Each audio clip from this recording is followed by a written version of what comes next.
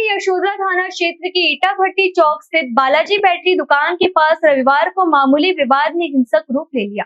इस मामले में 20 वर्षीय मोहम्मद फैजान मुख्तार अंसारी की शिकायत पर पुलिस ने कार्रवाई की है।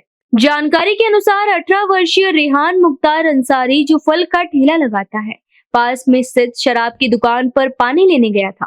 इसी दौरान धक्का लगने की बात को लेकर उसका 20 वर्षीय सुरेश नरेश कुमरे निवासी शिवनी मध्य प्रदेश और विवेक भोला इनवाती निवासी शिवनी मध्य प्रदेश से विवाद हो गया। आरोप है कि विवाद के दौरान सुरेश नरेश कुमरे ने चाकू निकालकर रेहान अंसारी पर वार कर दिया, जबकि विवेक भोला इनवाती ने रेहान के साथ धक्का मुक्की करते हुए लात घूंसों से मारपीट की। घटना में रेहान अंसारी घायल हो गया। सूचना मिलते ही यशोधरा थाना पुलिस मौके पर पहुंची और दोनों आरोपियों को हिरासत में लिया। पुलिस ने मामला दर्ज कर आगे की जांच शुरू कर दी है।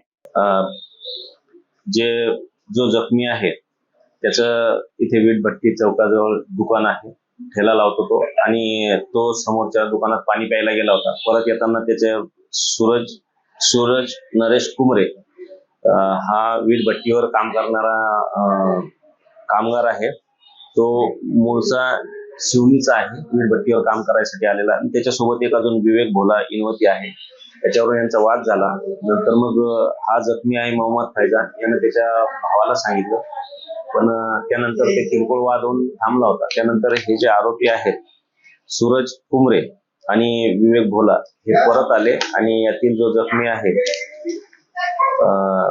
त्याला त्यांनी परत वाद करून आणि त्याच्याजवळ असलेला छोटा चाकू जो आहे त्यांनी एक वार केला आणि जखमी केलं। यातील जखमीवर सध्या मेयो हॉस्पिटल इथे इलाज चालू आहे। त्याची प्रकृती धोकादायक स्थितीच्या बाहेर आहे, तो सामान्य आहे। ताबडतोब पोलिसांनी यातील दोन्ही आरोपींना अटक केलेला आहे। आरोपीची 3 दिवस PCR घेतलेली आहे। सध्या शांतता आहे। यापैकी सूरज नरेश कुमरे आणि विवेक भोला इनवाती हे दोन्ही आरोपी हे मध्य प्रदेशचे आहेत, शिवनी मध्य प्रदेशचे आहेत, आणि त्यांचा आतापर्यंत आपल्याकडे कुठलाही गुन्हेगारी रेकॉर्ड निष्पन्न झालेला नाहीये। शिवनी इथे परत आपण विचारपूस करून येथील आरोपीवर काही गुन्हे दाखल आहेत का याची पण माहिती घेत आहोत। यातील आरोपी 3 दिवसासाठी PCR मिळालेला आहे। त्यांचे गुन्ह्याचे काय हेतू आहे किंवा त्यांनी वेळेवर रागाच्या भरात हे केलं त्याची विचारपूस सुरू आहे, आणि त्याचा तपास सुरू आहे। साक्षीदार वगैरे आपण तपासतो।